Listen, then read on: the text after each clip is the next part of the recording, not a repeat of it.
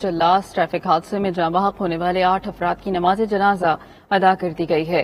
علاقے میں سوگ کی فضا ہے۔ اس حوالے سے جانتے ہیں چیچا وطنی میں ہمارے نمائندے سہیل حبیب سے۔ سہیل بتائیے گا۔ جی میں اس وقت موجود ہوں چیچا وطنی کے نواحی گاؤں 178 9 ایل میں۔ گزشتہ روز جو چلاس میں ٹریفک حادثہ رونما ہوا تھا، جس کے نتیجے میں 8 افراد کی جو موت واقع ہوئی تھی اور 10 افراد زخمی ہوئے تھے، ان کا تعلق اسی گاؤں کے ایک ہی گھر سے ہے۔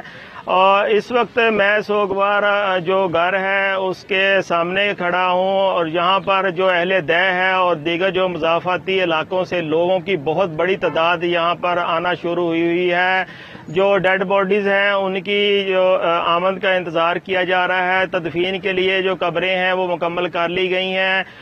جو اہل دہ ہیں ان کا کہنا ہے کہ انتہائی افسوسناک واقعہ ہے۔ تقریباً سارا گاؤں ہی یہاں پر سوگوار نظر آتا ہے۔ جو ورثہ ہے ان کا کہنا ہے کہ یہ جو فیملی تھی تقریباً 5 دن سے مری میں مقیم تھی، اس کے بعد یہ آگے چلاس کی طرف روانہ ہوئے اور حادثے کا شکار ہو گئے ہیں۔